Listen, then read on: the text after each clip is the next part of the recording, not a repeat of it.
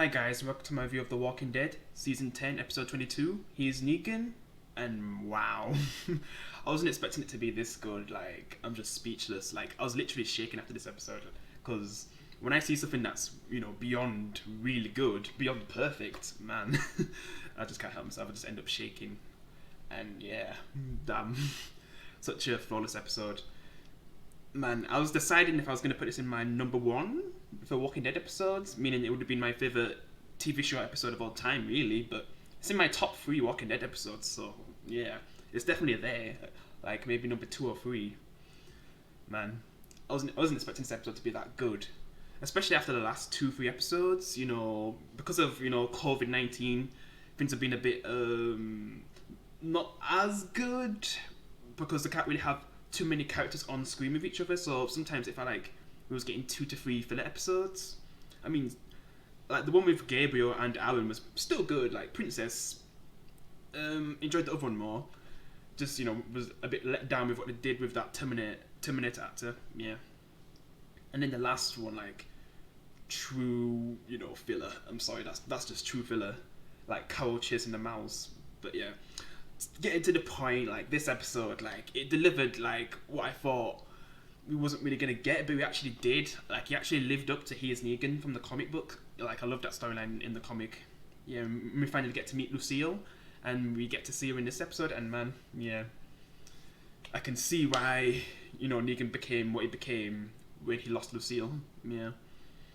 And we get to see, the whole backstory now, but yeah, I definitely prefer how they did it on the TV show than the comic now. Because the comic did a pretty good job, showing us how Negan went from, well, he wasn't always or could you say he was never really a good man? He wasn't really a good husband, but, he didn't become a monster like he did, in the apocalypse, but still, yeah. It's kind of in those last moments with Lucille, he kind of tried to be the best man that he could be for his wife before she passed away, because he did a lot of bad things to her. He cheated on her. He was just getting fired from his job and stuff. Man. But Lucille still sticks by him, no matter what, even after everything, even in the end. But then, the most sad part about it is that Negan wasn't able to do the same, because basically it got to a point where Lucille needed medicine, but it was kind of running out, especially since Negan's trying to do this, but he doesn't really understand how to do it properly. But he got pretty far with keeping his, wife healthy. Because she has cancer, just like in the comic. Yeah, definitely did a good job with this episode, man. To make me feel that sad. Oh, I knew it was coming, so I had to prepare. I couldn't watch this episode last night. Nah, I would have been up all night. I decided to go to sleep instead, and not stream GTA as well, because that would have been too much as well. Yeah. Wow, definitely put me through a lot of emotions. And I can see where Negan got a lot of his comedy from, with one of the lines that Lucille says, when I have to eat something that they're not really a big fan of eating, but oh, so this is what shit tastes like. I guess I should have been eating shit all this time. Or something like that. Yeah, you can kind of see where Negan gets his comedy from. Yeah. And yeah, she has to wear wigs, because I guess it keeps her... Well, I can't really think of the perfect reason, but hey, because she is going bald, so, getting wigs was an option. Yeah. Yeah, and this is also played by, Jeffrey D. Morgan, who plays Negan. This is his actual wife, which was cool, and man, she did a good job as Lucille. And definitely one of the best, one episode characters. I just don't know if Eastman is still my favourite. It's hard. It's really hard. At this point in time, I don't know. I mean, Eastman, he's just a legendary one episode character, but yeah. Man, Lucille, she's definitely up there. I just don't know where I'd put her right now, yeah. Carol knew that, Maggie wasn't able to, she wasn't going to be able to cope with Negan being on the same roof as her, so, Carol and Daryl thought of a plan to, get him out of there and find him, a place that he can stay. And then that's when, he kind of reminisces on the past and tries to find Lucille. Because, I guess they left the bat in the same place where, the Wick and Negan fight, the last Wick and Negan fight took place near that tree. Like that's where I guess Negan found Lucille because they just left it out there, like because that was a symbol of so much death and misery. Even though to Negan, that's the last remaining memory of his wife. Yeah. Like when Lucille died, it's like she reincarnated into the bat in a way, and that's why he cares so much about the bat. Yeah. But yeah, I wouldn't. Yeah, I'll talk about the ending after because I don't know if that teases what's gonna happen with Negan in the final season of The Walking Dead, which we're finally getting to that point, man. The final season. So yeah, I'm just gonna change the slide. So yeah, Lucille definitely did a good job. I'm really impressed with her performance, man. Oh man, just to see everything that she went through, because we kind of get to see a lot of flashbacks from 12 months earlier to then before the apocalypse. Yeah, because basically she kind of was having a hard time coping with how Negan was acting. He didn't really have a job. He didn't really treat her the best way that he could have. Even though, like, when he finds out that, she has cancer, that's when he breaks things off with that person who was cheating Lucille on, because she kind of finds out from, like, looking on her phone. But yeah. And man, seeing Lucille with a gun, like, I was thinking, like, what she's gonna do.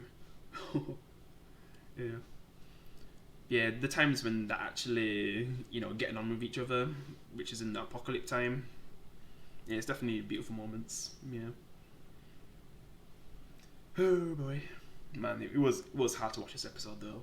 At some points, because there was a lot of comedy, a lot of emotion and sadness, just Negan being a badass.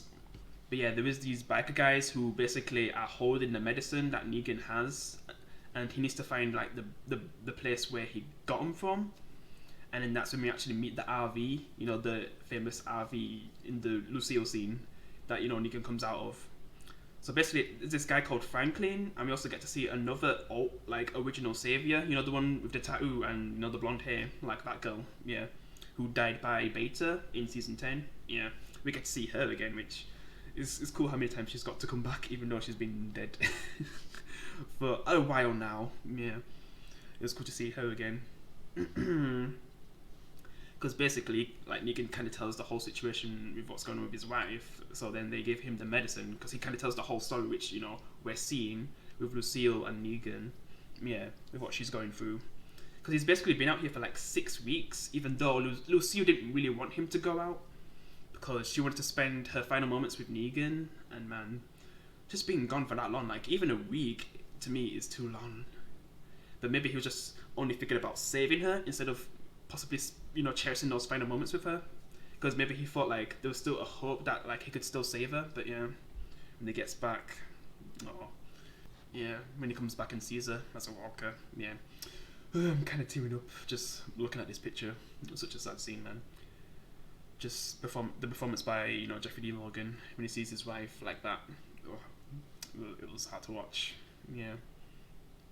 Definitely did a good job of this episode, man. I'm just shocked how well it actually was done. I was thinking I was going to be let down just because, I already said, the limitations, but they actually did a pretty good amount of stuff, which I guess I'll talk about the part when, because after he sees his wife like this, a part of him just changes. He picks up the bat. Well, he burns down the place, and you just see him busting out, yeah, going back to the biker guys. Because basically he just whited out the people who he got the medicine from, so then he goes back to save them, yeah, Franklin and them, and we basically get to see Negan's first kills, yeah, because this was the first time Negan actually killed someone. Because he does say a storyline, like I think there was a time when he was in a bar, and he actually tells the story to like his first lineup victim, even though it's not his first kill, still it's his first lineup victim, because he kind of killed like all of this biker guy's men before he actually got to him, because this guy was kind of holding Negan hostage and he was going to kill him if he didn't tell him where he got the medicine from, like where he found it. Yeah. Because basically there was this guy in the bar because there's this song that Negan and Lucille love, like "You Are So Beautiful to Me." If you guys know that song, yeah, it's kind of something that we actually see played through the whole episode. There's a moment when he's singing it to Lucille. Negan is, yeah, because basically he was at a bar, and then there's like the machine where you can play music. Like he put money in it, and then there's this guy just making so much noise. So then Lucille gets up and says to quiet him down, but then he probably be's rude. Then Negan gets up, and then I think that's when they kind of start a fight. Negan knocks him out, and then he beats him to death, and then takes money from his wallet, and then puts it in the machine, and then they just listen to the song, and probably everyone else in the bar is probably like, what the hell? What was that? Like probably how everyone was when Abraham and Negan died. Yeah. I was just thinking of that. Yeah, when he was telling the story, because I'm just imagining like what's happening. They don't show it. He's just telling the story to his first Lucille victim. The guy who was gonna kill Negan, and then that's when. Like, there's no rules anymore, because basically what happened after he did this to this guy who he beat up in the bar, he kind of sued Lucille, I think. So she was kind of in trouble for that. But then, since during the apocalypse now, there's no rules anymore, so you can't really get in trouble for anything. Because I think Lucille like kind of bought a gift for Negan, but she was kind of in debt for doing that. But since the world fell apart, like it didn't really matter. Yeah.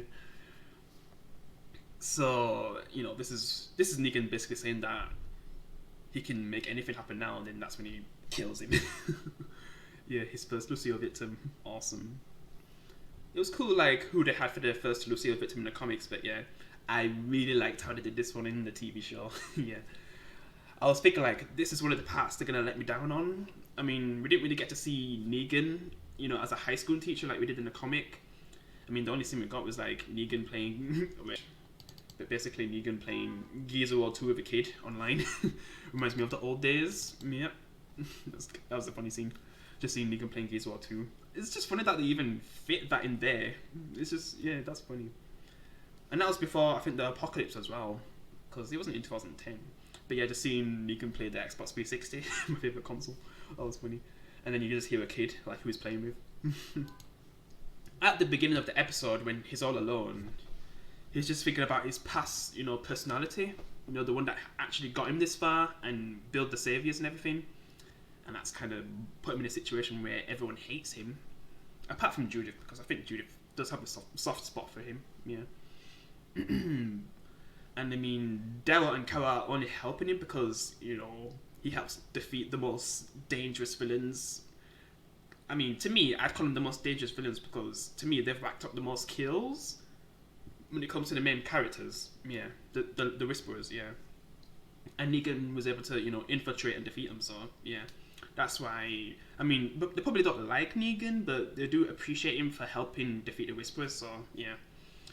But yeah, basically just Judith and Lydia, Alpha's daughter.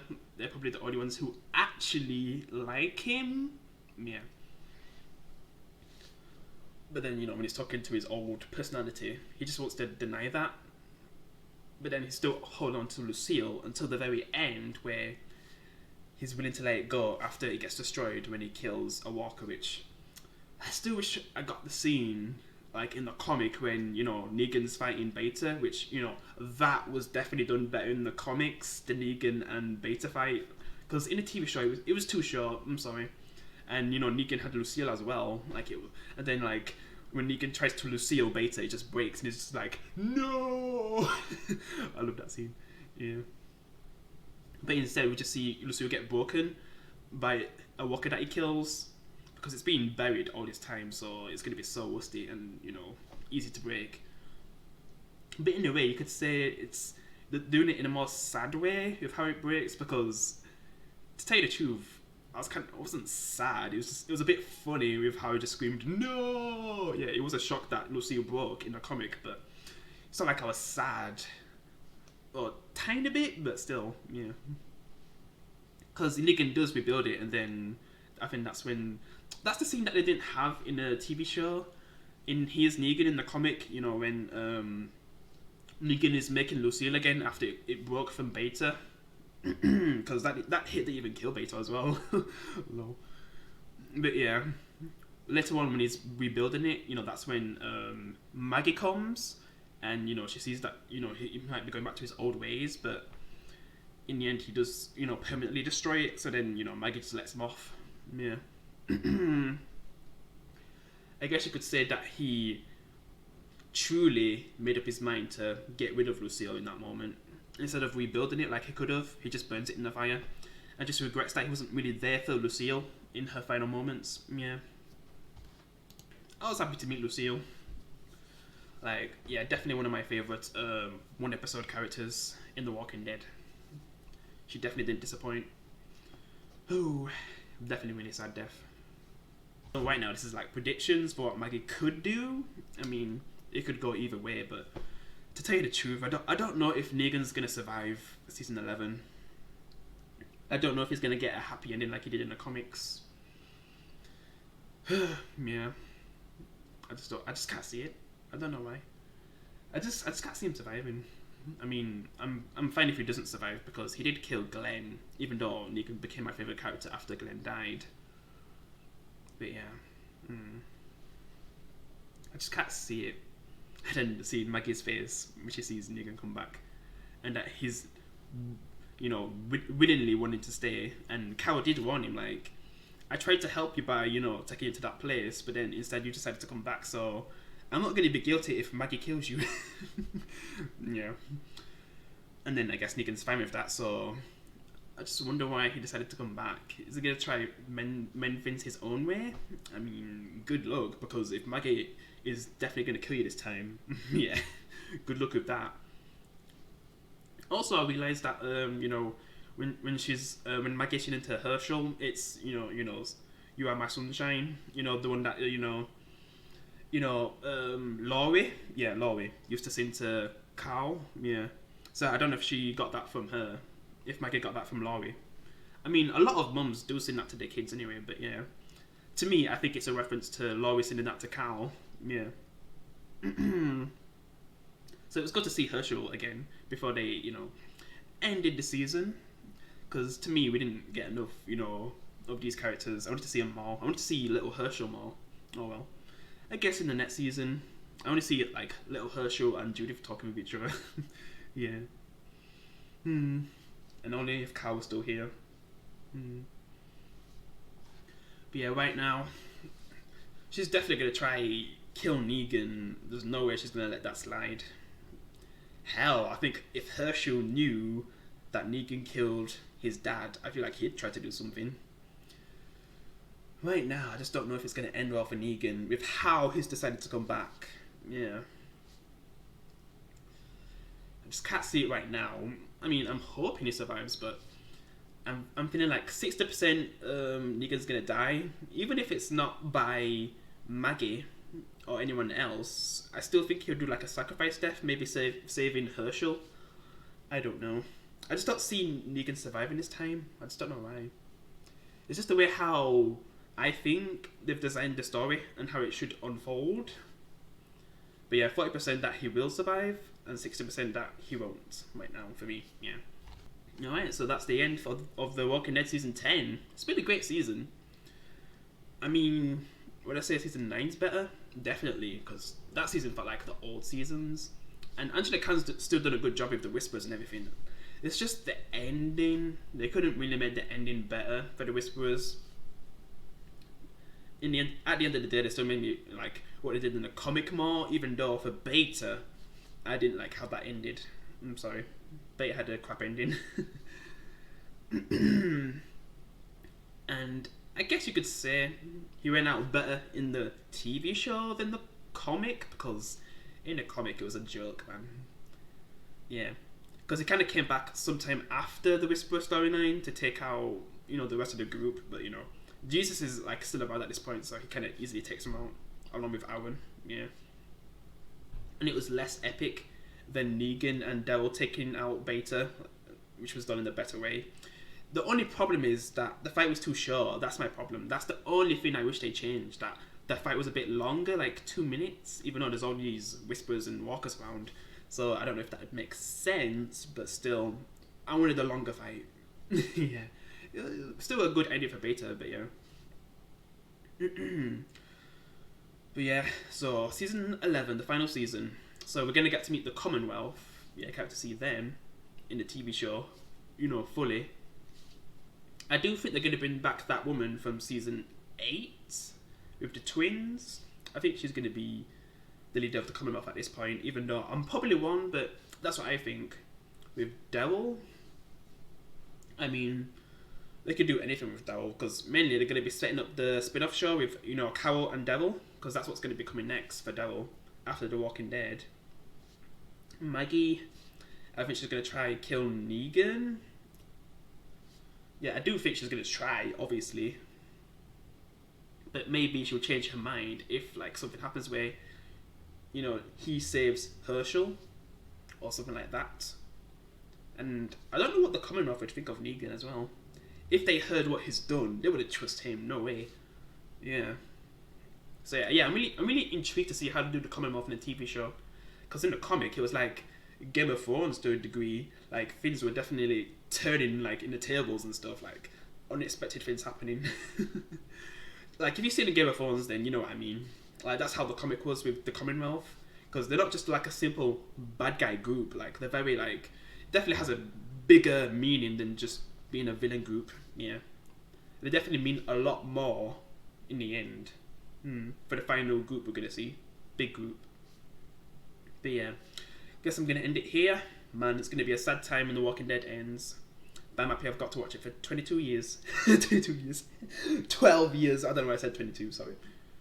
But yeah, guys, I'll see you in the next one. I'll be playing GTA in like 2-3 hours. Yeah. Just going to, you know, edit this video. But yeah, I'll see you in the next one. Peace.